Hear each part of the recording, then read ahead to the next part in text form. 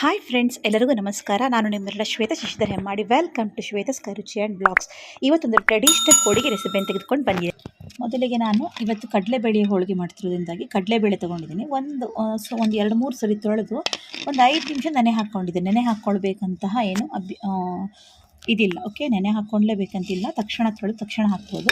ನಾನೀಗ ಏನು ಮಾಡ್ತಿದ್ದೇನೆ ನೋಡಿ, ಇದನ್ನು ಎಷ್ಟು ತೊಗೊಂಡಿದ್ದೇನೆ ಅಂದರೆ, ಈ ಒಂದು ಬೌಲ್, ಈ ಅಳತೆ ಸಣ್ಣ ಬೌಲ್ ಅಳತೆ ತೊಗೊಂಡಿದ್ದೇನೆ. ಒಂದು ಬೌಲ್ ಕಡಲೆಬೇಳೆನ 3-4 ಬಾರಿ ತೊಳ್ಕೊಂಡಿದ್ದೇನೆ. ನಂತರ ನಾನು ಇದನ್ನು ಕುಕ್ಕರಿಗೆ ಹಾಕ್ತಾಯಿದ್ದೇನೆ. ಓಕೆ, 1 ಕಪ್ ತೊಗರಿಬೇಳೆ ಅಂತಲೇ ಬರ್ತಾಯಿದೆ, ಕಡಲೆಬೇಳೆ. ಇದಕ್ಕೆ ನಾನೇನು ಮಾಡ್ತಿದ್ದೇನೆ, ಇದೇ ಬೌಲ್ನಲ್ಲಿ 4 ಬೌಲ್ ನೀರನ್ನು ಹಾಕ್ತಾಯಿದ್ದೇನೆ. ಓಕೆ, ನಾನು ಅಳತೆ ಮಾಡಿಟ್ಕೊಂಡಿದ್ದೇನೆ. 4 ಬೌಲು ನೀರು, 1 ಕಪ್ಪು ಕಡಲೆಬೇಳೆ. ಓಕೆ, ನಂತರ ನಾನು ಒಂದು ಸ್ಪೂನ್ನಷ್ಟು ಸನ್ಫ್ಲವರ್ ಆಯಿಲ್, ಯಾವುದೇ ಎಣ್ಣೆ ಬಳಸ್ಬೋದು, ಸನ್ಫ್ಲವರ್ ಆಯಿಲ್ ಬಳಸ್ತಾ ಇದ್ದೇನೆ. ಹಾಗೂ ಒಂದು ಸಣ್ಣ ಚಮಚದಲ್ಲಿ ಒಂದು ಸಣ್ಣ ಚಿಟಿಕೆ, ಓಕೆ, ಸಣ್ಣ ಚಮಚದಲ್ಲಿ ಒಂದು ಅರ್ಧ ಚಮಚ ನಾನು ಹಳದಿ ಪೌಡ್ರನ್ನು ಹಾಕಿದ್ದೇನೆ. ಈಗ ಇದನ್ನು ನಾವೇನು ಮಾಡಬೇಕಂದ್ರೆ, ಕುಕ್ಕರ್ನ ಮುಚ್ಚಿ ನಾವು ಸುಮಾರು 3 ಸೀಟಿ ಬರೆಸ್ಬೇಕಾಗತ್ತೆ. ಓಕೆ, 3 ಸೀಟಿ ತೆಗೆದ ನಂತರ ನಾನು ನಿಮಗೆ ತೋರಿಸ್ತೇನೆ. 3 ಸೀಟಿ ಕಣಕಕ್ಕೆ ರೆಡಿ ಮಾಡ್ಕೊಳ್ತಾ ಇದ್ದೇನೆ. ಓಕೆ, ಈಗ ನಾನು ಇದರಲ್ಲೇ ನಾನು 1 ಕಪ್ಪು ಕಡಲೆಬೇಳೆ ತಗೊಂಡಿದ್ದೆ. ಹಾಗೆ ಇದೇ ಕಪ್ನಲ್ಲಿ ನಾನು 1.5 ಕಪ್ಪು ಮೈದಾ ಹಿಟ್ಟನ್ನು ತಗೋಬೇಕು. ಓಕೆ, ಈಗ 1 ಕಪ್ ಆಯಿತು.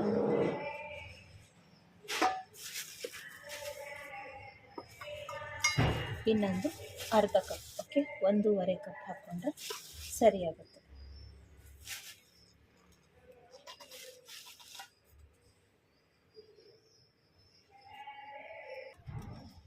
ಈಗ ನಾನು ಸ್ವಲ್ಪ ರುಚಿಗೆ ತಕ್ಕಷ್ಟು ಉಪ್ಪನ್ನು ಹಿಟ್ಟಿಗೆ ಬೆರೆಸ್ತಾ ಇದ್ದೇನೆ. ನಂತರ 1/4 ಚಮಚ ಅರಿಶಿಣ ಪುಡಿಯನ್ನು ಬಳಸ್ತಾ ಇದ್ದೇನೆ. ಈಗ ಇದನ್ನೆಲ್ಲ ಒಮ್ಮೆ ಮಿಕ್ಸ್ ಮಾಡ್ಕೋಬೇಕು. ಹೋಳಿಗೆ ಬಣ್ಣ ನಿಮ್ಗೆ ಗೊತ್ತಿದೆ, ಯಾವತ್ತು ಹಳದಿ ಬಣ್ಣ ಇರುತ್ತೆ, ಅದು ನಾವು ಇದಕ್ಕೂ ಕೂಡ ಅರಿಶಿಣ ಬಳಸ್ತೇವೆ. ಹಾಗೂ ಕಡಲೆಬೇಳೆಯನ್ನು ಬೇಯಿಸುವಾಗ ಕೂಡ ಅರಿಶಿಣವನ್ನು ಬಳಸ್ತೇವೆ. ಇನ್ನೊಂದು ಸ್ವಲ್ಪ ಅರಿಶಿಣ ಹಾಕ್ತೇನೆ. ಓಕೆ, ಒಂದು ಸಣ್ಣ ಸ್ಪೂನ್ನಲ್ಲಿ 1 ಸ್ಪೂನ್ ಅರಿಶಿಣವನ್ನು ಬೆರೆಸಿದ್ದೇನೆ. ಇದು ನೀರು ಹಾಕಿ ಬೆರೆಸಿದ ನಂತರ ನಿಮಗೆ ಸಮ ಪ್ರಮಾಣದಲ್ಲಿ ಆಗುತ್ತೆ. ಈ ಹಿಟ್ಟನ್ನು ನಾವು ಹೇಗೆ ಕಲಿಸ್ಕೋಬೇಕಂದ್ರೆ, ಚಪಾತಿ ಹಿಟ್ಟನ್ನೆಲ್ಲ ಮಾಡ್ತೀವಲ್ವ, ಅದೇ ಹದಕ್ಕೆ ಕಲಿಸ್ಕೋಬೇಕು. ಓಕೆ, ಕಲಿಸುವಾಗ ನಾವು ಸ್ವಲ್ಪ ನೀರನ್ನು ಹಾಕ್ತಾ ಕಲಿಸ್ಕೋಬೇಕು. ಒಂದೇ ಸಲ ನೀರು ಹಾಕ್ಕೊಂಡು ಕಲಿಸ್ಕೋಬೇಡಿ, ನಿಧಾನವಾಗಿ ನೀರನ್ನು ಹಾಕ್ಕೊಂಡು ಚೆನ್ನಾಗಿ ಕಲಿಸ್ಕೋಬೇಕು. ಓಕೆ, ತುಂಬ ಜನರು ಎಣ್ಣೆನ ಫಸ್ಟೇ ಸ್ಟಾರ್ಟಿಂಗಲ್ಲಿ ಹಾಕ್ಕೊಂಡು ಕಲಿಸ್ಕೊತಾರೆ. ಆ ರೀತಿ ಮಾಡಲಿಕ್ಕೆ ಹೋಗಬೇಡಿ. ಸ್ವಲ್ಪ ನೀರನ್ನು ಹಾಕ್ಕೊಂಡು ಕಲಿಸ್ಕೊಳ್ಳಿ. ಕೊನೆಯಲ್ಲಿ ನಾವು ಏನು ಮಾಡ್ಬೋದು, ಎಣ್ಣೆಯನ್ನು ಹಾಕ್ಕೋಬೋದು. ಓಕೆ, ಉಪ್ಪನ್ನು ಕೂಡ ಹೆಚ್ಚಾಗಿ ಬಳಸ್ಕೋಬೇಡಿ, ಯಾಕಂದರೆ ನಾವು ಬೆಲ್ಲದಲ್ಲಿ ಕೂಡ ಉಪ್ಪಿನ ಅಂಶ ಇರುತ್ತೆ. ಹಾಗಾಗಿ ಉಪ್ಪನ್ನು ಸ್ವಲ್ಪ ಹಾಕ್ಕೊಂಡ್ರೆ ಸಾಕಾಗುತ್ತೆ. ಹೀಗೆ ನಾವು ನಿಧಾನವಾಗಿ ಕಲಿಸ್ಕೋಬೇಕು. ನೋಡಿ, ಸ್ವಲ್ಪ ನೀರನ್ನು ಹಾಕ್ಕೊಂಡು ಕಲಿಸ್ಕೊಳ್ಳಿ. ನಾನು ಇದಕ್ಕೆ ಮೈದಾ ಹಿಟ್ಟನ್ನೇ ಬಳಸಿದ್ದೇನೆ. ಕೆಲವರು ಗೋಧಿ ಹಿಟ್ಟಲ್ಲಿ ಕೂಡ ಮಾಡ್ತಾರೆ.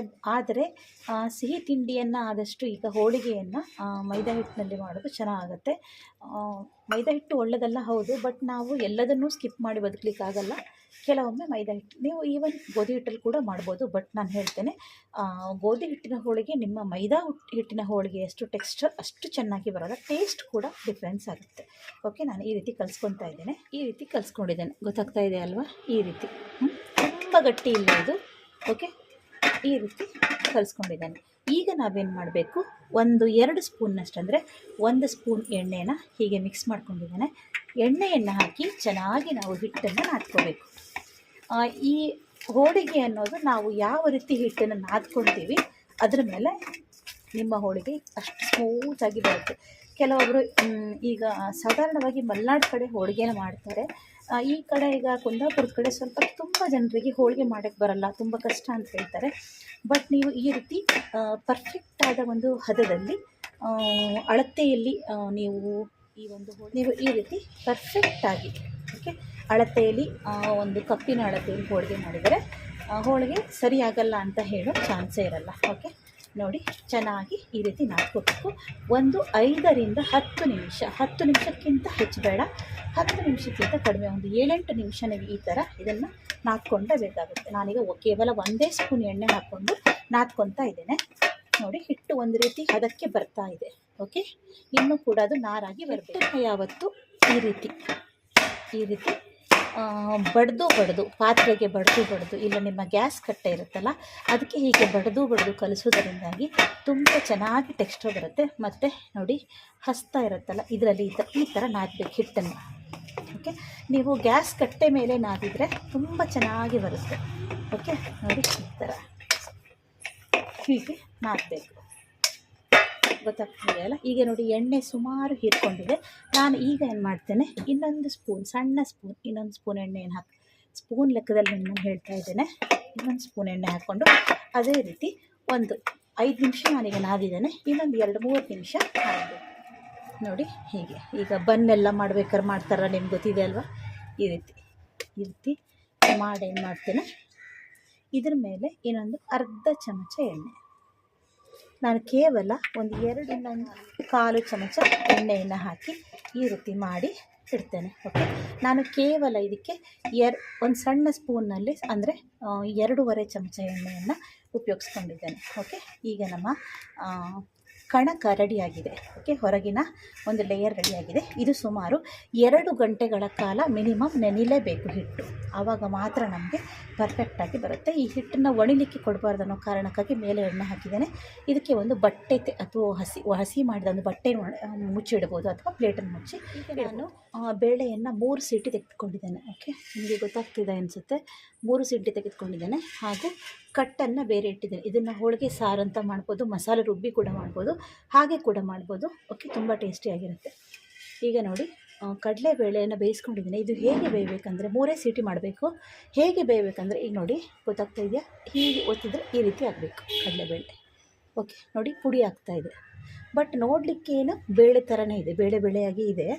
ಬಟ್ ಇದನ್ನು ನೀವು ಕೈಯಲ್ಲಿ ಈ ರೀತಿ ಪ್ರೆಸ್ ಮಾಡಿದಾಗ ಇದು ಸ್ಮ್ಯಾಶ್ ಆಗ್ತಾಯಿದೆ. ಓಕೆ, ಈಗ ನಾನು ಬೇಳೆಯನ್ನು ಬೇಯಿಸ್ಕೊಂಡಿದ್ದೇನೆ. ನಿಮಗೆ ಹೂರ್ಣವನ್ನು ಹೇಗೆ ಪ್ರಿಪೇರ್ ಮಾಡೋದಂತ ನಾನು ನಿಮಗೆ ತೋರಿಸ್ತೇನೆ. ಬೇಳೆ ರೆಡಿಯಾಗಿದೆ. ಈಗ ನಾನು ಗ್ಯಾಸ್ ಹಚ್ತಾ ಇದ್ದೇನೆ. ಬೇಳೆ ನೋಡಿ ಬಸ್ತು ಇಟ್ಟಿದ್ದೇನೆ. ಓಕೆ, ಇಷ್ಟು ಉದುರುದ್ರಾಗಿದೆ, ಬಟ್ ಇದು ಬೆಂದಿದೆ. ಓಕೆ, ನೋಡಿ ಹೀಗೆ ಬೆಂದಿದೆ. ಈಗ ನಾನು ಇದಕ್ಕೆ ಸುಮಾರು 1 ಕಪ್ ಇದರಲ್ಲೇ ನಾನು ಬೆಲ್ಲವನ್ನು, ಅಚ್ಚು ಬೆಲ್ಲ ಇದು ಪುಡಿ ಮಾಡಿ ಇದಕ್ಕೆ ಸೇರಿಸ್ತಿದ್ದೀನಿ. ನಿಮಗೆ ಎಷ್ಟಂತ ಕನ್ಫ್ಯೂಷನ್ ಆದರೆ ಸುಮಾರು 1/4 ಅಚ್ಚನ್ನು ನೀವೇನು ಮಾಡಿ ಪುಡಿ ಮಾಡಿದಾಗ ಬರುವಷ್ಟು ಬೆಲ್ಲ ಓಕೆ ಹಾಕಿದ್ದೇನೆ. ಬೆಲ್ಲ ಮತ್ತು ಕಡಲೆಬೇಳೆ ಗೊತ್ತಾಗ್ತಾ ಇದೆಯಲ್ಲ, ಎರಡನ್ನ ಮಿಕ್ಸ್ ಮಾಡಿದ್ದೇನೆ. ಈಗ ನಾನು ಹೀಗೆ ಸ್ವಲ್ಪ ಮಧ್ಯೆ ಕೈ ಆಡಿಸ್ತಾ ಇರಬೇಕು. ಓಕೆ, ನೀವು ತೊಗರಿಬೇಳೆಯ ಹೋಳಿಗೆ ಮಾಡಿದ್ರೆ ಬೇಳೆಯನ್ನು ಯಾವಾಗಲೂ ಬೇಯಿಸ್ಕೊಂಡೇಬೇಕು, ಅಂದರೆ ಪಾತ್ರೆಯಲ್ಲೇ ಬೇಯಿಸ್ಬೇಕು. ಮತ್ತು ಕಡಲೆಬೇಳೆ ಹೋಳಿಗೆ ಮಾಡಿದಾಗ ನೀವು ಪಾತ್ರೆಯಲ್ಲಿ ಬೇಯಿಸ್ಕೋಬೇಕಂತಿಲ್ಲ, ಅದನ್ನು ನೀವೇನು ಮಾಡ್ಬೋದು ಕುಕ್ಕರಲ್ಲಿ ಬೇಯಿಸ್ಬೋದು. ಈಗ ಕೂಡ ನಾನು ಕುಕ್ಕರಲ್ಲಿ ಬೇಯಿಸ್ಕೊಂಡಿದ್ದೇನೆ, 3 ಸೀಟಿ ಮಾಡಿದ್ದೇನೆ. ನಿಮ್ಗೆ ಇಷ್ಟು ಗೊತ್ತಿದೆ ಅಲ್ವಾ. ಈಗ ಹೀಗೆ ನಾವು ಇದನ್ನು ಕೈ ಆಡಿಸ್ತಾ ಇರಬೇಕು. ತೊಗರಿಬೇಳೆ ಹೋಳಿಗೆ ಮಾಡುವಾಗ ಕೆಲವೊಮ್ಮೆ ಕಾಯಿ ತುರಿಯನ್ನು ಆ್ಯಡ್ ಮಾಡ್ತಾರೆ, ಬಟ್ ನಾನು ಇದಕ್ಕೆ ಕಾಯಿ ತುರಿಯನ್ನು ಆ್ಯಡ್ ಮಾಡ್ತಾ ಇಲ್ಲ. ಓಕೆ, ನನ್ನ ವಾಯ್ಸ್ ಸ್ವಲ್ಪ ನಿಮಗೆ ಕ್ಲಿಯರ್ ಇಲ್ಲ ಅನಿಸುತ್ತೆ, ಕಾರಣ ಸ್ವಲ್ಪ ಕೆಮ್ಮಾಗಿ ನನ್ನ ಗಂಟ್ಲೆಲ್ಲ ಸ್ವಲ್ಪ ಬಿದ್ದೋದಂಗಿದೆ. ಓಕೆ, ನೋಡಿ ಹೀಗೆ ಕೈ ಆಡಿಸ್ತಾ ಇದ್ದರೆ ಬೆಲ್ಲ ನೀರು ಬೀಳುತ್ತೆ, ಹಾಗೂ ಚೆನ್ನಾಗಿ ಬೇಳೆಯೊಂದಿಗೆ ಬೆರೆಯುತ್ತೆ. ನಾನು ನಿಮಗೆ ಕಡೆಗೆ ತೋರಿಸ್ತೇನೆ. ಹೀಗೆ ಸ್ವಲ್ಪ ಒಂದು 5-10 ನಿಮಿಷ ಕೈ ಆಡಿಸ್ತಾ ಇರಬೇಕು. ಬೆಲ್ಲ ಫುಲ್ಲು ಕರಗಿ ಈ ಬೇಳೆಯೊಂದಿಗೆ ಚೆನ್ನಾಗಿ ಹೊಂದ್ಕೋಬೇಕು. ಓಕೆ, ನೀವು ಮತ್ತೊಂದು ಹೇಳಲಿಕ್ಕೆ ನೆನಪಾಯಿತು, ಈ ಹೋಳಿಗೆಯನ್ನು ಮಾಡುವಾಗ, ಹೂರ್ಣ ತಯಾರು ಮಾಡುವಾಗ ಜೋನಿ ಬೆಲ್ಲವನ್ನು ಬಳಸಲಿಕ್ಕಿಲ್ಲ, ಅಂದರೆ ತೆಳು ಬೆಲ್ಲವನ್ನು ಬಳಸಲಿಕ್ಕಿಲ್ಲ. ನೀವು ಗಟ್ಟಿ ಅಚ್ಚು ಬೆಲ್ಲನೇ ಬಳಸಬೇಕು. ಓಕೆ, ನೋಡಿ ಗೊತ್ತಾಗ್ತಾ ಇದೆ. ನಾನು ಬಸಿದಿಟ್ಟಿದ್ದರಿಂದ ಒಂದು ಚೂರು ನೀರಿನಂಶ ಇರಲಿಲ್ಲ. ಬೆಲ್ಲದ ನೀರಿನ ಬಿಟ್ಟು ಏನಾಗ್ತಿದೆ, ಬೇಳೆ ಎಲ್ಲ ಚೆನ್ನಾಗಿ ಸ್ಮ್ಯಾಶ್ ಆಗ್ತಾ ಇದೆ. ಓಕೆ, ಹೀಗೆ ಸ್ವಲ್ಪ ಕೈ ಆಡಿಸ್ತಾ ಇರಿ, ಅಂದರೆ ಅಡಿ ಹಿಡಿಯೋದಿಲ್ಲ. ನಾನೀಗ ಇದನ್ನು ಕುಕ್ಕರ್ ಪಾತ್ರೆಯಲ್ಲೇ ಮಾಡ್ತಾ ಇದ್ದೇನೆ. ಓಕೆ, ಬೇರೆ ಇದು ಕುಕ್ಕರ್ನಲ್ಲೇ ಬೇಯಿಸ್ಕೊಂಡಲ್ವ, ಅದೇ ಪಾತ್ರೆ ಇಟ್ಟಿದ್ದೇನೆ. ಕಾರಣ ಅಂದರೆ ಈ ಥರ ಹೂರ್ಣ ಸಿಹಿ ತಿಂಡಿಗಳನ್ನು ನಾವು ಯಾವತ್ತೂ ದಪ್ಪ ತೆಳದ ಪಾತ್ರೆಯಲ್ಲಿ ಮಾಡಿದ್ರೆ ಅಡಿ ಹಿಡಿಯೋಲ್ಲ. ಓಕೆ, ಒಳ್ಳೆಯದಾಗಿ ಬರುತ್ತೆ. ನೋಡಿ ಬೆಲ್ಲ ನೀಟಾಗಿ ಕರಗಬೇಕು. ಇನ್ನೂ ಕೂಡ ಬೆಲ್ಲ ಗೊತ್ತಾಗ್ತಾ ಇದೆ. ನಾನು ಸ್ವಲ್ಪ ದಪ್ಪನೇ ಬೆಲ್ಲ ಪುಡಿ ಮಾಡಿದ್ದೆ, ನೀಟಾಗಿ ಕರಗಬೇಕು. ಓಕೆ, ನಾನು ಈಗ ಏನು ಮಾಡ್ತಾ ಇದ್ದೇನೆ ಅಂದರೆ ಒಂದು 2 ಏಲಕ್ಕಿಯನ್ನು ಕುಟ್ಟಿ ಹಾಕ್ತಾ ಇದ್ದೇನೆ ಪರಿಮಳಕ್ಕೆ. ಇದು ಕೆಲವೊಬ್ಬರು ಒಣ ಶುಂಠಿಯನ್ನು ಕೂಡ ಬೆರೆಸ್ತಾರೆ, ಬಟ್ ನಮ್ಮನೇಲಿ ನಾವು ಒಣ ಶುಂಠಿಯನ್ನು ಹಾಕ್ತಾ ಇರಲಿಲ್ಲ, ಹಾಗಾಗಿ ನಾನು ಒಣ ಶುಂಠಿ ಯೂಸ್ ಮಾಡಲ್ಲ. ಓಕೆ, ಸ್ಟಾರ್ಟಿಂಗ್ ಉರಿಯನ್ನು ಸ್ವಲ್ಪ ಹೈ ಫ್ಲೇಮಲ್ಲಿ ಇಟ್ಕೊಳ್ಳಿ. ಯಾವಾಗ ಬೆಲ್ಲ ಕರಗ್ತಾ ಬಂತು ಆವಾಗ ನೀವು ಉರಿಯನ್ನು ಸ್ವಲ್ಪ ಲೋ ಫ್ಲೇಮ್ ಮಾಡ್ತೀವಿ. ಒಟ್ಟಾಗಿ ಬೆಲ್ಲ ಕಡಲೆಬೇಳೆಯೊಂದಿಗೆ ಬೆರೆತಿದೆ. ಓಕೆ, ನೋಡಿ ಗೊತ್ತಾಗ್ತಾ ಇದೆಯಲ್ಲ, ಪಾತ್ರೆ ಬಿಡುವ ಹಾಗೆ ಆಗಿದೆ. ಓಕೆ, ಈಗ ನಾವು ಇದನ್ನು ಗ್ಯಾಸನ್ನು ಆರಿಸಿ ಸಂಪೂರ್ಣವಾಗಿ ತಣಿಲಿಕ್ಕೆ ಬಿಡಬೇಕು. ನಂತರ ಮಿಕ್ಸಿ ಮಾಡ್ಬೋದು, ಇಲ್ಲ ಇನ್ನೊಂದು ವಿಧಾನ ಇದೆ, 2 ವಿಧಾನ ನಿಮಗೆ ತೋರಿಸ್ತೇನೆ. ನೋಡಿ, ಈ ರೀತಿ ಹೂರಣವನ್ನು ಇನ್ನೊಂದು ಬೌಲಲ್ಲಿ ತೆಕ್ಕೊಂಡಿದ್ದೇನೆ. ಓಕೆ, ಇದು ಅರ್ಧಿದ ಹೂರಣ ಅಲ್ಲ, ಈಗ ಬಿಸಿ ಇರುತ್ತಲ್ವಾ, ಇದೇ ಪಾತ್ರೆ ಇಟ್ಟರೆ ಹಾಗೆ ಬಿಸಿಯಾಗಿರುತ್ತೆ, ಹಾಗೆ ಇದನ್ನು ತೆಗೆದು. ಮತ್ತೊಂದು ವಿಷಯ ಮರೆತೆ, ನಾನು ಇದಕ್ಕೆ ಒಂದು ಚಿಟಿಕೆಯಷ್ಟು ಉಪ್ಪನ್ನು ಬೆರೆಸಿದ್ದೇನೆ. ಓಕೆ, ನೀವು ಅನ್ಬೋದು ಬೆಲ್ಲದಲ್ಲಿ ಉಪ್ಪಿರುತ್ತೆ ಅಂತ. ಬೆಲ್ಲದಲ್ಲಿ ಉಪ್ಪಿರುತ್ತೆ, ಬಟ್ ನಾವು ಮೇಲೆ ಉಪ್ಪು ಅಂತ ಹಾಕೋದು ಒಂದು ಚಿಟಿಕೆ ಹಾಕಲೇಬೇಕು. ಇದಕ್ಕೆ ಒಂದು ಚಿಟಿಕೆ ಉಪ್ಪನ್ನು ಹಾಕಿದ್ದೇನೆ, ಅದು ಸ್ಕಿಪ್ ಆಗಿದೆ, ಹಾಗೆ ಇನ್ನೊಮ್ಮೆ ಹೇಳ್ತಾ ಇದ್ದೇನೆ. ತಗೊಂಡಿದ್ದೇನೆ, ಕುಕ್ಕರ್ ಮೇಲೆ ಈ ರೀತಿ ಜಾಲರಿಯ ಸೌಂಡ್ ಬರುತ್ತಲ್ಲ ಇಟ್ಟಿದ್ದೀನಿ. ಇದರಲ್ಲಿ ನಾನು ಆಲ್ರೆಡಿ ಇದೇನೆಂದರೆ ಬೇಳೆಯನ್ನು ನಾನು ಬಸ್ತಿದ್ನಲ್ವ, ಆವಾಗ ಕಟ್ಟು ಬಸ್ತಿದ್ನಲ್ವ, ಅದೇ ಇದು. ಈಗ ನಾನು ಇಷ್ಟು ಹೂರಣವನ್ನು ಹಾಕ್ಕೊಳ್ತೀನಿ. ಇದನ್ನು ನೀವು ಹೀಗೆ ಮಾಡಿ ಹೂರಣವನ್ನು ತೆಗಿಬೋದು. ಈಗ ಸ್ವಲ್ಪ ಬಿಸಿ ಇದೆ, ಕೈಗೆ ಬಿಸಿ ತಾಗತ್ತೆ ಅಂತ ಅನ್ನುವಾಗಿದ್ದರೆ ಈ ಥರದೊಂದು ಲೋಟ ತೊಗೊಂಡು ಇದನ್ನು ಹೀಗೆ ಮಾಡಬೇಕು. ಓಕೆ, ಹೀಗೆ ಮಾಡಿದಾಗ ಏನಾಗುತ್ತೆ, ಹೂರಣ ಅನ್ನೋದು ಚೆನ್ನಾಗಿ ಇದಾಗಿ ಇದರಲ್ಲಿ ಒಂದು ಚೂರು ಬೇಳೆಯ ಅಂಶ ಉಳಿಯೋದಿಲ್ಲ. ಓಕೆ, ಬೇಳೆಯ ಅಂಶ ಉಳಿದೆ ನೀಟಾಗಿ ಅದೇನಾಗುತ್ತೆ ಕೆಳಗಡೆ. ಇಲ್ಲಿ ನಿಮಗೆ ಗೊತ್ತಾಗ್ತಿರ್ಬೋದು, ಇಲ್ಲಿ ಗೊತ್ತಾಗ್ತಿದೆಯಾ, ಇಲ್ಲಿ ನೋಡಿ ಹೂರಣ ಬೀಳ್ತಾ ಇದೆ. ಓಕೆ, ಈ ರೀತಿ ನಾವು ಈ ಪ್ರೊಸೆಸ್ಸಲ್ಲಿ ಮಾಡ್ಕೋಬೋದು. ಆವಾಗ ನಿಮಗೆ ಅಂದರೆ ಬೇಳೆ ಒಂದು ಚೂರು ಅದರಲ್ಲಿ ಬೇಳೆಯ ಅಂಶ ಉಳಿಯೋದೇ ಇಲ್ಲ, ನೀಟಾಗಿ ಅದು ಇದಾಗಿ ಬೀಳುತ್ತೆ. ನೋಡಿ, ಇಲ್ಲಿ ಗೊತ್ತಾಗ್ತಾ ಇದೆಯಾ, ಇಲ್ಲಿ ಈ ಥರ ನೋಡಿ ಅಡಿ ಭಾಗದಿಂದ ಬೀಳ್ತಾ ಇದೆ, ಮ್ಯಾಶ್ ಆಗಿ ಬೀಳ್ತಾ ಇರುತ್ತೆ. ಇದು ಒಂದು ನೀಟಾದ ಮೆಥಡ್ ಆ್ಯಕ್ಚುಲಿ. ಅಂದರೆ ಇದೇನು ಕಷ್ಟ ಆಗಲ್ಲ, ಯಾಕಂದರೆ ಹೂರಣ ಮೆದುವಾಗಿರೋದ್ರಿಂದಾಗಿ ಕಷ್ಟ ಆಗಲ್ಲ. ಓಕೆ, ನನಗೆ ಇದು ಮಾಡೋದು ಕಷ್ಟ ಆಗುತ್ತೆ. ಈಗ ನಾನು 1/4 kg ಮಾಡ್ತಾಯಿದ್ದೇನೆ. ಓಕೆ, ತುಂಬ ಮಾಡುವಾಗ ಈ ಮೆಥಡ್ ಕಷ್ಟ ಆಗುತ್ತೆ ಅಂತ ಅನ್ನುವ ಹಾಗಿದ್ದರೆ ನೀವೇನು ಮಾಡಬೇಕು, ಸಣ್ಣ ಮಿಕ್ಸಿ ಜಾರ್ ಯಾವುದು ತೊಗೋಬೇಕು, ದೊಡ್ಡ ಮಿಕ್ಸಿ ಜಾರ್ ತೊಗೋಬಾರ್ದು. ಸಣ್ಣ ಮಿಕ್ಸಿ ಜಾರಲ್ಲಿ ಸ್ವಲ್ಪ ಹಾಕಿ ನೀವು ಮಿಕ್ಸಿ ಕೂಡ ಮಾಡ್ಬೋದು. ಬಟ್ ನಾನಿವತ್ತು ಇದೇ ರೀತಿ ಎಲ್ಲ ಹೂರಣವನ್ನು ಏನು ಮಾಡ್ತಿದ್ದೀನಿ. ನೋಡಿ, ಸುಮಾರು ನಾನು ಹಾಕಿದ ಹೂರಣ ಸುಮಾರು ಖಾಲಿ ಆಗಿತ್ತು, ನಿಮ್ಗೆ ಗೊತ್ತಾಗ್ತಾ ಇದೆಯಾ. ಈಗ ಇಷ್ಟೇ ಉಳಿದಿದೆ. ಓಕೆ, ಈ ಮೆಥಡ್ ತುಂಬ ಈಸಿ ಮೆಥಡು. ಹಾಗೂ ಹೂರಣ ನೀಟಾಗಿ ಒಂದು ಚೂರು ಬೇಳೆಯ ಒಂದು ಗಟ್ಟಿ ಇರುತ್ತೆ, ಹೂರಣ ನೀಟಾಗಿ ಸ್ಮ್ಯಾಶ್ ಆಗಿ ಹೋಗುತ್ತೆ. ನೋಡಿ, ನೀಟಾಗಿ ಹೂರಣ ಎಲ್ಲ ಸ್ಮ್ಯಾಶ್ ಆಗಿ ಹೋಯಿತು. ಇಲ್ಲಿ ನೀವು ನೋಡ್ಬೋದು, ನೀಟಾಗಿ ಬಿದ್ದಿದೆ. ಓಕೆ, ನೋಡಿ, ನೀವು ಮಿಕ್ಸಿ ಮಾಡಿದರೂ ಕೂಡ ಇಷ್ಟು ನೀಟಾಗಿ ಬರೋದಿಲ್ಲ. ಇದೇ ರೀತಿ ನಾನು ಇಷ್ಟು ಹೂರಣವನ್ನು ಇದೇ ರೀತಿ ಮಾಡ್ಕೊಳ್ತೀನಿ. ಓಕೆ, ಈಗ ನೋಡಿ, ನಾನು ಈ ಹಿಟ್ಟನ್ನು ಕಲಸಿ ಇಟ್ಟು ಸುಮಾರು 2 ತಾಸು ಜಾಸ್ತಿ ಆಗಿದೆ. ಓಕೆ, ಹಿಟ್ಟು ನೋಡಿ ಎಷ್ಟು ಚೆನ್ನಾಗಿ ಬಂದಿದೆ ಅಂತ. ನಾನು ಹೆಚ್ಚು ಎಣ್ಣೆಯನ್ನು ಕೂಡ ಉಪಯೋಗಿಸಿಲ್ಲ, ನಿಮ್ಗೆ ಗೊತ್ತಾದ ಹಾಗೆ ಒಂದು 2 ಸ್ಪೂನ್ ಎಣ್ಣೆ ಹಾಕಿರ್ಬೋದು ನಾನು ಅಷ್ಟೇ. ನೋಡಿ ಎಷ್ಟು ಚೆನ್ನಾಗಿ ಬಂದಿದೆ. ಓಕೆ, ಇದು ಈ ರೀತಿ ಬರೋದು ಯಾವಾಗ ಅಂದರೆ ನಾವು ಹಿಟ್ಟನ್ನು ಚೆನ್ನಾಗಿ ನೆನೆಸಿಟ್ಟಾಗ ಮಾತ್ರ. ಓಕೆ, ಈಗ ಏನು ಮಾಡಬೇಕಂದ್ರೆ ನಾವು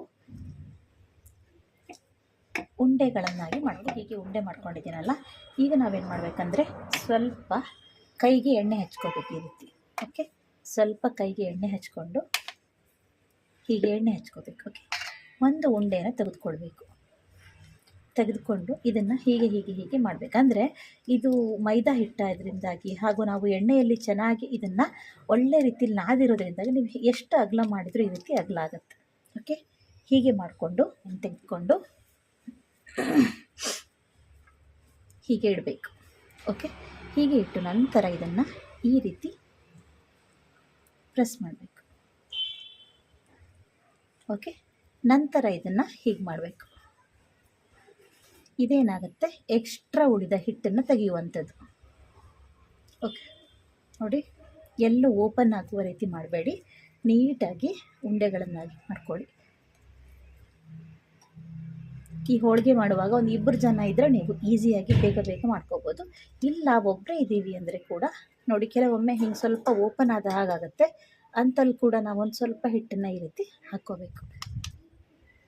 ಓಕೆ, ಈ ರೀತಿ ನಾವು ಉಂಡೆಯನ್ನು ರೆಡಿ ಮಾಡಿ ಇಟ್ಕೋಬೇಕು. ಓಕೆ, ಇನ್ನೊಂದು ಮಾಡಿ ತೋರಿಸ್ತೇನೆ ನೋಡಿ. ಸ್ವಲ್ಪ ಕೈಗೆ ಎಣ್ಣೆ ಹಚ್ಕೊಂಡಿದ್ದೇನೆ. ನಂತರ ಇದನ್ನು ಈ ರೀತಿ ಅಗಲ ಮಾಡಿಕೊಂಡು ಒಂದು ಉಂಡೆ ಹೂರಣವನ್ನು ಇದರೊಳಗಿಟ್ಟು ಕೆಲವೊಬ್ರು ಏನು ಮಾಡ್ತಾರೆ ನೋಡಿ, ಹೀಗೆ ಕೂಡ ಮಾಡ್ತಾರೆ. ಓಕೆ, ಅಂದರೆ ಇದನ್ನು ಒಳಗೆ ಹಾಕ್ತಾ ಹೋಗ್ತಾರೆ. ಆವಾಗ ಹಿಟ್ಟು ಮೇಲೆ ಬರ್ತಾ ಇರುತ್ತೆ. ಗೊತ್ತಾಗ್ತಾ ಇದೆಯಾ ನೋಡಿ, ಈ ರೀತಿ ಕೂಡ ಮಾಡ್ತಾರೆ ಉಂಡೆನ. ಇದೆಲ್ಲ ನಮಗೆ ಬಿಟ್ಟಿದೆ, ಅಂದರೆ ಹೇಗೆ ನಮಗೆ ಈಸಿ ಆಗುತ್ತೆ ಆ ರೀತಿ. ಬಟ್ ಆದರೆ ಇಲ್ಲಿ ಓಪನ್ ಆಗಲಿಕ್ಕೆ ಇಲ್ಲ, ಎಲ್ಲೂ ಕೂಡ ಹೂರಣ ಕಾಣದೇ ಇರುವ ಹಾಗೆ ನಾವೇನು ಮಾಡಬೇಕು, ಉಂಡೆಗಳನ್ನಾಗಿ ತಯಾರು ಮಾಡ್ಕೋಬೇಕು. ಓಕೆ, ನೋಡಿ ನಾನು ಈ ರೀತಿ ಹೂರಣವನ್ನು ಕಣಕದಲ್ಲಿ ತುಂಬಿ ರೆಡಿ ಮಾಡಿ ಇಟ್ಕೊಂಡಿದ್ದೇನೆ. 3 ಆಡಿದೆ. ಇದರ ಮೇಲೆ ನಾವು ಸ್ವಲ್ಪ ಬೇಕಾದರೆ ಎಣ್ಣೆಯನ್ನು ಈ ರೀತಿ ಹಚ್ಚಿ ಇಟ್ಟರೆ ಏನಾಗುತ್ತೆ ಅಂದರೆ ಒಣಗೋದಿಲ್ಲ. ಓಕೆ, ಹಾಗೂ ಹೂರಣ ಇದನ್ನು ಎರಡನ್ನೂ ಕೂಡ ಮುಚ್ಚಿಡಬೇಕು. ಓಕೆ, ಸ್ವಲ್ಪ ಹೀಗೆ ಎಣ್ಣೆಯನ್ನು ಹಚ್ಚಿ ಮುಚ್ಚಿಡಬೇಕು. ಈಗ ಲಟ್ಸೋದು ಹೇಗೆ ಅಂತ ತೋರಿಸ್ತೇನೆ. ಇದು ಹೋಳಿಗೆ ಮಾಡುವ ಪೇಪರ್ ಅಂತ. ಓಕೆ, ಹೋಳಿಗೆ ಮಾಡುವ ಪೇಪರು ಸಿಗುತ್ತೆ ನಿಮ್ಮ ಅಂಗಡಿಯಲ್ಲಿ. ಇಲ್ಲಿದ್ರೆ ನೀವು ಈ ಥರ ಎಣ್ಣೆ ಕವರ್ಸ್ ಇರುತ್ತಲ್ಲ, ಅದನ್ನು ಕೂಡ ಓಪನ್ ಮಾಡಿ ಇದರಲ್ಲಿ ಕೂಡ ಮಾಡ್ಬೋದು. ಈಗ ನಾನು ಮನೇಲಿ ಇದು ಇತ್ತು, ಹಾಗಾಗಿ ಇದರಲ್ಲೇ ಮಾಡಿ ತೋರಿಸ್ತೇನೆ. ಸ್ವಲ್ಪ ಎಣ್ಣೆಯನ್ನು ಈ ಹೋಳಿಗೆ ಕವರಿಗೆ ನಾವು ಹಚ್ಕೋಬೇಕು. ಓಕೆ, ನೋಡಿ ಈ ರೀತಿ ಹಚ್ಕೊಂಡಿದ್ದೇನೆ. ಹಾಗೂ ಲಟ್ಟಿಸುವ ಲಟ್ಟಣಿಗೆ ಕೂಡ ಇದೇ ರೀತಿ ಸ್ವಲ್ಪ ಹಚ್ಕೋಬೇಕು. ಓಕೆ,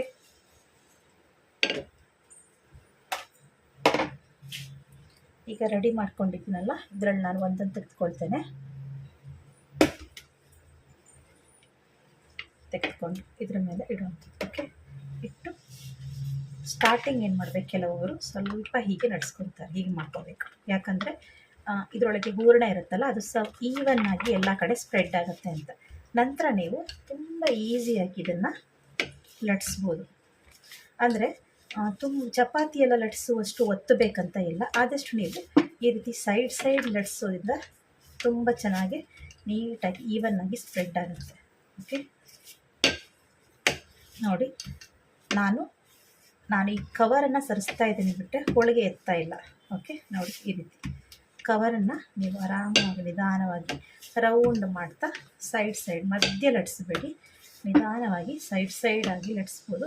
ಎಷ್ಟು ದೊಡ್ಡ ಹೋಳಿಗೆಯನ್ನು ಬೇಕಾದ್ರೆ ನೀವು ಮಾಡ್ಬೋದು, ಇದೇನೂ ಆಗೋದಿಲ್ಲ. ಓಕೆ, ನೀಟಾಗಿ ಬರುತ್ತೆ. ನಂದೀಗ ಹೋಳಿಗೆ ಕವರಿನಷ್ಟು ದೊಡ್ಡದಾದ ಹೋಳಿಗೆಯನ್ನು ನಾನು ಲಟ್ಸಿದ್ದೇನೆ.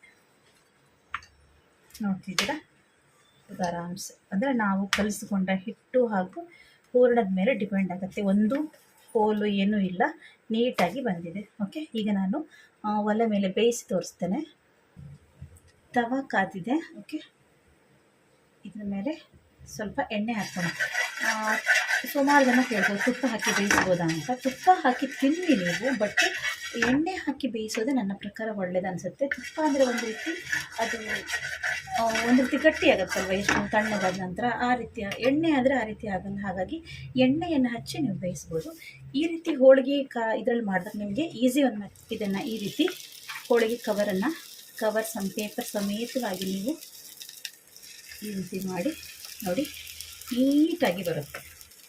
ಎಲ್ಲೂ ಹರಿದೋಗಲ್ಲ, ಏನೂ ಆಗಲ್ಲ. ನೀಟಾಗಿ ನೋಡಿ ಎಷ್ಟು ಚೆನ್ನಾಗಿ ಬಂದಿದೆ. ಓಕೆ, ಉರಿ ಮೀಡಿಯಮ್ಮಲ್ಲೇ ಇರಲಿ. ಮೇಲೆ ಸ್ವಲ್ಪ ನಾನು ಎಣ್ಣೆ ಹಾಕ್ತಾ ಇದ್ದೇನೆ.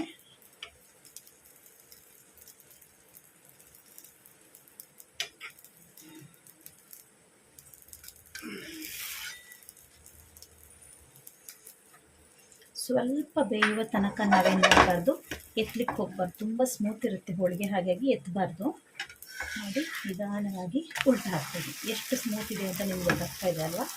ನೋಡಿ,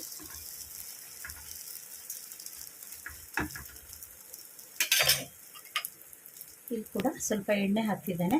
ತುಪ್ಪವನ್ನು ತಿನ್ನಲಿಕ್ಕೆ ಯೂಸ್ ಮಾಡಿ, ಮೇಲೆ ಹೋಳಿಗೆಯ ಮೇಲ್ಗಡೆ ಆದಷ್ಟು ಎಣ್ಣೆಯನ್ನು ಹಾಕಿದರೆ ಒಳ್ಳೆಯದು ಅಂತ ನಾನು ಹೇಳ್ತೀನಿ. ಓಕೆ, ತುಪ್ಪ ಬೇಕಾದ್ರೆ ಹಾಕ್ಕೋಬೋದು, ಬಟ್ ಎಣ್ಣೆ ಹಾಕಿದ್ರೆ ಒಳ್ಳೆಯದು. ಹೇಳಿದ್ರೆ ನೀವು ಇದೇ ರೀತಿ ಕೈಯಲ್ಲೇ ಬೇಕಾದ್ರೆ ಇದನ್ನು ನೀಟಾಗಿ ನಡ್ಸ್ಕೊಳ್ತಾ ಹೋಗ್ಬೋದು. ನೋಡಿ, ಈ ರೀತಿ ಅಗಲ ಮಾಡ್ತಾ ಹೋಗ್ಬೋದು. ಇದು ತುಂಬ ಈಸಿ, ಯಾಕಂದರೆ ಹಿಟ್ಟು ತುಂಬ ಸ್ಮೂತ್ ಇರೋದ್ರಿಂದಾಗಿ ನಿಮಗೆ ಯಾವುದೇ ರೀತಿಯ ಕಷ್ಟ ಆಗಲ್ಲ. ಓಕೆ, ನೋಡಿ ನಾನು ನೀಟಾಗಿ ಇಷ್ಟೇ ಲಟ್ಟಣಿಗೆ ಬೇಡ, ನಂಗೆ ಲಟ್ಟಣಿಗೆ ಲಟ್ಸ್ಲಿಕ್ಕೆ ಆಗೋದಿಲ್ಲ, ಬರೋದಿಲ್ಲ ಅಂತ ಹೇಳಿದ್ರೆ ಈ ಥರ ಕೈಯಲ್ಲಿ ಕೂಡ ಆರಾಮ್ಸೆ ಮಾಡ್ಬೋದು. ಕೈಗೂ ಏನೂ ನೋವಾಗೋದಿಲ್ಲ, ನೀಟಾದ ಒಂದು ಹೋಳಿಗೆ ಬರುತ್ತೆ. ಓಕೆ, ಎಷ್ಟು ದೊಡ್ಡದು ಬೇಕಾದ್ರೆ ಲಟ್ಸ್ಬೋದು. ನಾನು ಕವರ್, ಈಗ ಹೋಳಿಗೆ ಕವರ್ ಸ್ವಲ್ಪ ಸಣ್ಣ ಆಯಿತು ಅನಿಸುತ್ತೆ, ನಾನು ಇನ್ನೂ ದೊಡ್ಡದು ಕೂಡ ಹೋಳಿಗೆಯನ್ನು ಮಾಡ್ತೇನೆ. ಓಕೆ, ರೆಡಿ ನೋಡಿದ್ರಾ ಫ್ರೆಂಡ್ಸ್? ವಿಡಿಯೋ ತುಂಬ ದೊಡ್ಡದಾಯಿತು ಅಂತ ನಿಮಗೆ ಅನಿಸಿದರೆ ಸಾರಿ. ಹೋಳಿಗೆ ಅನ್ನೋದೊಂದು ಟ್ರೆಡಿಷ್ನಲ್ ರೆಸಿಪಿ, ಇದನ್ನು ಮಾಡುವಾಗ ಕೂಡ ತುಂಬ ಟೈಮ್ ಹಿಡಿಯುತ್ತೆ. ಅದೇ ರೀತಿ ಈ ವಿಡಿಯೋನ ಆದಷ್ಟು ಚಿಕ್ಕದಾಗಿ ನಾನು ಎಡಿಟ್ ಮಾಡುವ ಪ್ರಯತ್ನವನ್ನು ಮಾಡಿದ್ದೇನೆ. Thank you. ಹಿಂದಿನ ಕಾಲದಲ್ಲಿ ಹೋಳಿಗೆ ಮಾಡೋದು ಅಂತ ಅಂದರೆ ಅದೊಂದು ದೊಡ್ಡ ಅಡುಗೆಯ ಸಂಭ್ರಮವಾಗಿತ್ತು. ಬಟ್ ಈಗ ಅದನ್ನು ನಾವು ತುಂಬ ಈಸಿಯಾಗಿ ಕೆಲವು ಟ್ರಿಕ್ಗಳನ್ನು ಉಪಯೋಗಿಸಿ ಮಾಡ್ಬೋದಾಗಿದೆ. ಇವತ್ತು ನಾನು ಅದೇ ರೀತಿಯ ಕೆಲವು ಟ್ರಿಕ್ಗಳನ್ನು ಯೂಸ್ ಮಾಡಿದ್ದೇನೆ ಹಾಗೂ ನಿಮಗೂ ಕೂಡ ತೋರಿಸಿದ್ದೇನೆ. ಇದಕ್ಕೆ ನಾವು ಬಿಸಿ ಬಿಸಿಯಾದ ಹೋಳಿಗೆಗೆ ನಾವು ತುಪ್ಪ ಹಾಕ್ಕೊಂಡು ಸವಿಯೋದ್ರಿಂದ ಅದರ ರುಚಿ ಇನ್ನೂ ಕೂಡ ಹೆಚ್ಚಾಗುತ್ತೆ. ಹೋಳಿಗೆಯ ಬಣ್ಣ ನೋಡ್ಬೋದು ನೀವು ಎಷ್ಟು ಚೆನ್ನಾಗಿದೆ. ಹಿಂದಿನ ಕಾಲದಲ್ಲೆಲ್ಲ ಒಂದು ಮದುವೆ ಸಂಭ್ರಮ, ಒಂದು ಮಗುವಿನ ತೊಟ್ಲಿ ಹಾಕೋದು, ಯಾವುದೇ ರೀತಿಯ ಹಬ್ಬದ ಸಂಭ್ರಮಗಳಲ್ಲಿ ಹೋಳಿಗೆ ಊಟ ಹಾಕಿಸೋದು ಅಂದ್ರೆ ಒಂದು ತುಂಬ ಒಂದು ಸಂಭ್ರಮದ ಆಚರಣೆ ಆಗಿತ್ತು. ಈ ಒಂದು ಹೋಳಿಗೆಯ ಒಂದು ಅಡಿಗೆಯನ್ನು ನಾವು ಮುಂದಿನ ಪೀಳಿಗೆಗೆ ಕೂಡ ಒಯ್ಯೋಣ, ನಮ್ಮ ಮಕ್ಕಳಿಗೆ ಕೂಡ ಕಲಿಸೋಣ ಅಂತ ಹೇಳಿ ನಾವು ಕೆಲವೊಂದು ಅಡಿಗೆಗಳನ್ನು ಮಾಡ್ತಾ ಬರಬೇಕು.